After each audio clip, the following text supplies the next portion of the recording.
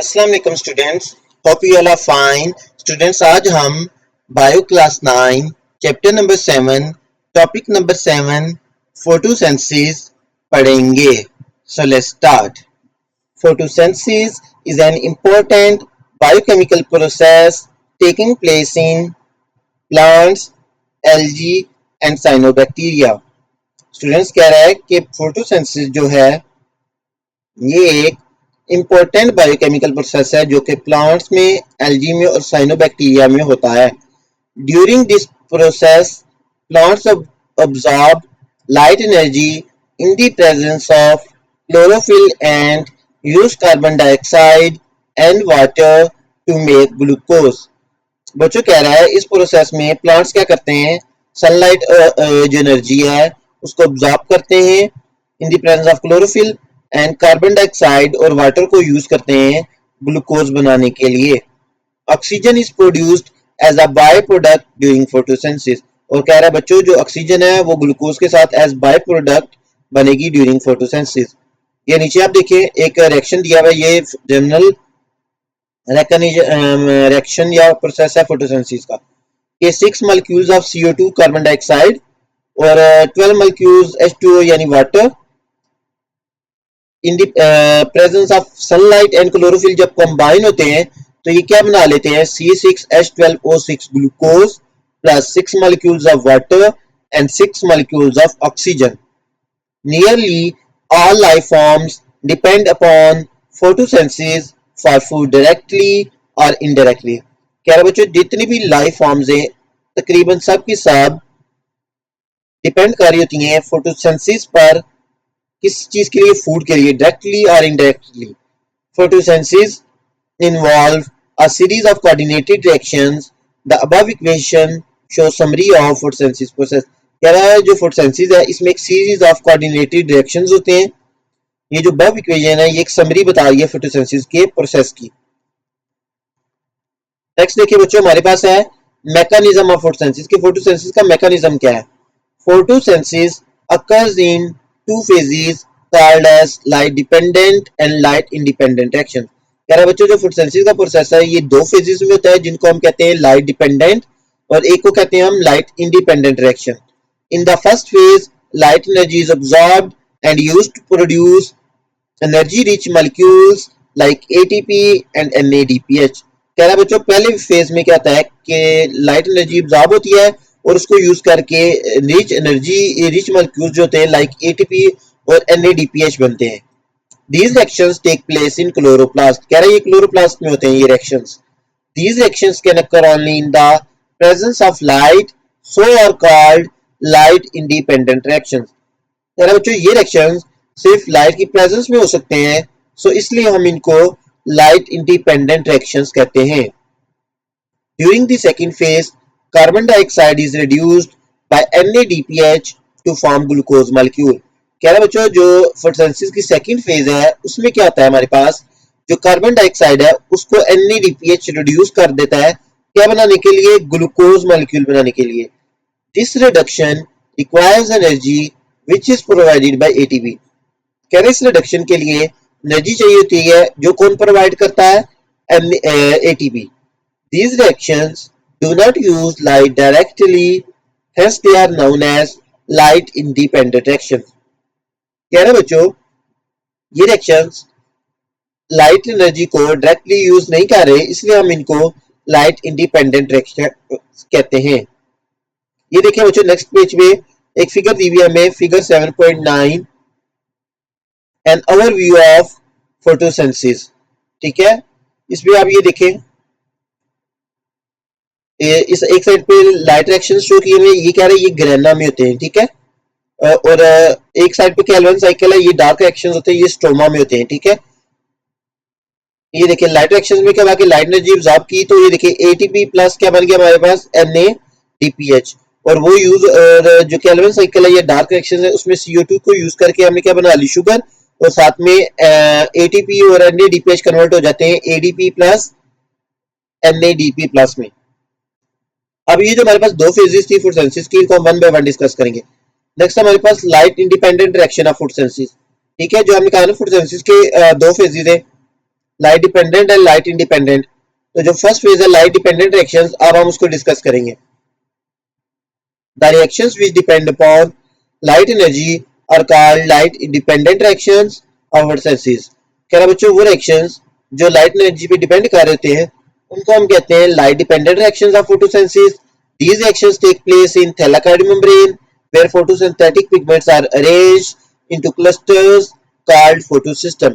कह रहा बच्चों ये जो रिएक्शंस हैं ये थैलाकॉइड मेम्ब्रेन में हो रहे होते हैं जहाँ पे जो फोटोसिंथेटिक पिगमेंट्स हैं वो अरेंज हुए होते हैं क्लस्टर में या ग्रुप में जिसको हम कहते हैं photosystem.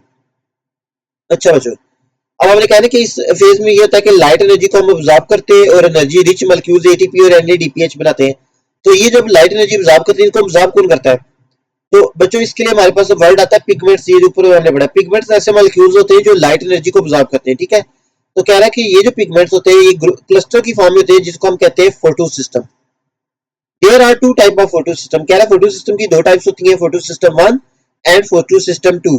Process of light dependent reaction start from photosystem 2। कह रहा है जो लाइट डिपेंडेंट रिएक्शंस का प्रोसेस है वो स्टार्ट होता है फोटोसिस्टम 2 से। ये आप देखिए figure 7.10 light dependent reaction photosynthesis show किया हुआ है। मैं आपको एक्सप्लेन करता हूँ। ये देखिए सबसे पहले हमारे पास ये जो नीचे नजर आ रहा है आपको ग्रीन कलर से, ये फोटोसिस्टम 2 है। जब इसके ऊपर ये सनलाइट ऑब्जॉर्व करता है तो इसके दो इलेक्ट्रॉन एक्साइट होंगे और वो चले जाएंगे प्राइमरी इलेक्ट्रॉन एक्सेप्टर के पास। वहां से वो चले जाएंगे इलेक्ट्रॉन ट्रांसपोर्ट चेन के में, जहां से सीरीज ऑफ मॉलिक्यूल के पास, जैसे लाइक पहले वो जाएंगे साइटोक्रोम के पास, इस तरह, ठीक है, डिफरेंट मॉलिक्यूल से होते हुए फाइनली वो पहुंच जाएंगे फोटो सिस्टम 1 के पास। अच्छा, अब फोटो सिस्टम 1 पे भी जब लाइट पड़ेगी तो उसके भी दो इलेक्ट्रॉन एक्साइट होंगे और उसके अपने प्राइमरी इलेक्ट्रॉन एक्सेप्टर के पास चले जाएंगे। अब दो वहां पे होल्स क्रिएट हो जाएंगे। ये जो पीएस फोटो सिस्टम 2 से जो दो इलेक्ट्रॉन जा रहे थे वो जाके उन इलेक्ट्रॉन होल्स को फिल करेंगे। अब जो प्राइमरी इलेक्ट्रॉन एक्सेप्टर में जो दो इलेक्ट्रॉन गए हैं वो फिर इलेक्ट्रॉन ट्रांसपोर्ट चेन से होते हुए एनएडीपीएच जो रिडक्टेज एंजाइम है वो क्या करेगा, एनएडीपी प्लस को कन्वर्ट कर देगा एनएडीपीएच में, ठीक है। और दूसरा, जब वहां से इलेक्ट्रॉन फोटो सिस्टम 2 से इलेक्ट्रॉन ट्रांसपोर्ट में जा रहे थे तो क्या एटीपी भी प्रोड्यूस होगा, ठीक है। तो ये देखिए इसमें ओवरऑल हमारे पास एक एटीपी और एक एंड में एनएडीपीएच बन गया, ठीक है। अब हम पढ़ेंगे तो हमें ज्यादा समझ आएगा। ये देखिए chlorophyll layer photosystem 2 absorbs light and a pair of electrons is emitted from it which are accepted by a molecule called primary electron acceptor। कह रहा है फोटोसिस्टम 2 का जो क्लोरोफिल ए है, क्लोरोफिल ए क्या है बच्चों, ये पिगमेंट है। पिगमेंट्स की टाइप्स होती हैं like chlorophyll A, chlorophyll B, carotene, xanthophyll, ठीक है। तो ये कह रहा है क्लोरोफिल जो ए है जब वो लाइट को ऑब्जॉर्व करेगा अ पेयर ऑफ इलेक्ट्रॉन क्या हो जाएगा, इमिट, यानी वहां से इमिट और रिमूव हो जाएंगे which are accepted by molecule called primary electron acceptor। और उनको एक मॉलिक्यूल एक्सेप्ट कर लेगा जिसको हम कहेंगे primary electron acceptor. At the same time water molecule splits into oxygen atom, two hydrogen ion and two electrons are formed। उसके अलावा कह रहा है कि सेम टाइम पे क्या होगा, जो वाटर मॉलिक्यूल है वो स्प्लिट यानी ब्रेक हो जाएगा ऑक्सीजन एटम में, दो हाइड्रोजन आयन में और टू इलेक्ट्रॉन्स में। Splitting of water takes to compensate the electron loss of light affected chlorophyll of photosystem 2 and is called photolysis of water।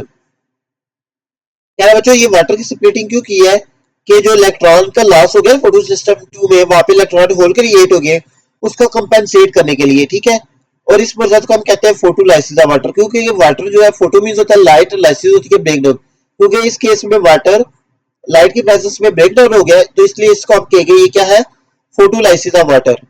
Next is oxygen is released out of leaf through stomata. जब water टूटा है तो एक हमारे पास oxygen भरी है, दो hydrogen ion भरे, दो इलेक्ट्रॉन भरे। तो कह रहा है जो ऑक्सीजन है वो क्या है, जो बनी है वो लीफ से बाहर निकल जाएगी। Electron pair from primary electron acceptor passes through a chain of molecules called electron transport chain etc। electrons passing through etc gradually release energy which is used for ATP synthesis। कह रहा है electron जो pair गया था ना primary electron acceptor के पास, वो उसके बाद एक चेन ऑफ मॉलिक्यूल के पास जाएगा जिसको हम इलेक्ट्रॉन ट्रांसपोर्ट चेन कहते हैं। जब उसमें से वो पास कर रहा होगा तो वो आस्ता आस्ता एनर्जी रिलीज करेंगे जो एटीपी को बनाने के लिए यूज होगी। Light also act on photosystem 1 which also give out an electron pair। Light जो है फोटोसिस्टम 1 पे भी एक्ट करेगी, वहां से भी दो इलेक्ट्रॉन पेयर निकल नहीं, वहां से भी एक इलेक्ट्रॉन पेयर निकल जाएगा। these electrons and two hydrogen of water reduce NADP plus 2 NADPH। कह रहा है ये इलेक्ट्रॉन जो हाइड्रोजन आइंस थे वाटर के वो मिलके रिड्यूस कर देंगे NADP प्लस को NADPH में। नेक्स्ट जो बच्चों हमारे पास फेज आती है वो है light independent reaction of photosynthesis. Once the light reactions produce ATP and NADPH, a photosynthetic cell can fix carbon dioxide to synthesize sugar molecules।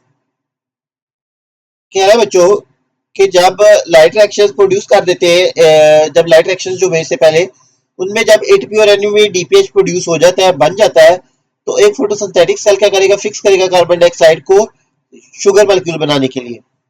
These action does not depend directly on light. That is why it is called dark reaction or light independent reaction। कह रहा बच्चों ये जो reaction है directly light पे depend नहीं कर रहे, इसलिए हम इनको डार्क रिएक्शन कहते हैं या लाइट इंडिपेंडेंट रिएक्शन कहते हैं। It takes place in stroma of chloroplast, और ये क्लोरोप्लास्ट के स्ट्रोमा में होते हैं। ये आप देखिए नीचे फिगर 7.11 केल्विन साइकिल। इसमें आप देखें इनपुट 3 मॉलिक्यूल्स ऑफ CO2 और 3 मॉलिक्यूल्स ऑफ RuBP राइबोलोज बिसफॉस्फेट। जब कंबाइन होंगे तो बना देंगे हमारे पास 3 molecules of PGA stand for, ये देखिए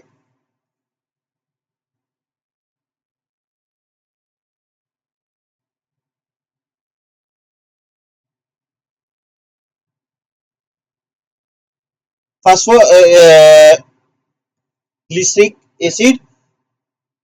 उसके बाद क्या होगा, जो हमारे पास 3 मॉलिक्यूल्स ऑफ PGA बने वो क्या हो जाएंगे, वो कन्वर्ट हो जाएंगे G3P में, 6 मॉलिक्यूल्स ऑफ G3P।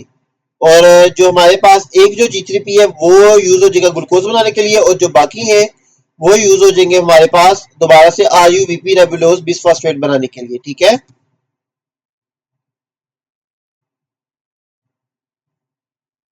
अब ये आप पढ़े तो आपको सही समझ आएगा। The sequence of reactions in this phase was first described by Melvin Calvin and his colleagues, so it is known as Calvin cycle as well। कह रहा बच्चों इन जो रिएक्शंस का जो सीक्वेंस है ये सबसे पहले डिस्क्राइब किया था या बताया था मेलविन कैल्विन और उसके कोलीग्स ने, इसलिए इसको कैल्विन साइकिल भी कहते हैं। कार्बन डाइऑक्साइड सबसे पहले क्या होगा, जो कार्बन डाइऑक्साइड है वो कंबाइन करेगी एक ऑलरेडी एग्जिस्टिंग जो पाई जाने वाली 5 कार्बन मॉलिक्यूल RuBP राइबोलोज बिसफॉस्फेट के साथ क्या बना लेगी, एक 6 carbon intermediate molecule. This 6 carbon molecule is unstable and split into 3 carbon molecule 3 PGA। कह रहा है ये जो 6 कार्बन का मॉलिक्यूल बना था वो अनस्टेबल होता है और वो टूट जाएगा 3 कार्बन मॉलिक्यूल्स में जिनको हम 3 PGA कहते हैं। Now these 3 carbon molecules are reduced to 3 carbon sugar molecules G3P glyceraldehyde 3 phosphate by NADPH using energy of ATP। अब कह रहे हैं ये जो 3 मॉलिक्यूल्स हैं कार्बन ये रिड्यूस हो जाएंगे 3 कार्बन शुगर मॉलिक्यूल्स में G3P में by NADPH using energy of ATP। These 3 carbon sugar molecules are used to synthesize glucose and also to regenerate original 5 carbon molecule for next Calvin cycle। क्या है ये जो 3 carbon sugar molecules बने हैं ये use होंगे glucose बनाने के लिए भी, और उसके अलावा जो 5 कार्बन मॉलिक्यूल था RuBP उस राइबोलोज बिसफॉस्फेट उसको बनाने के लिए यूज करे होंगे फॉर नेक्स्ट साइकिल। नेक्स्ट है बच्चों हमारे पास लिमिटिंग फैक्टर ऑफ फोटोसिंथेसिस के लिमिटिंग फैक्टर क्या है।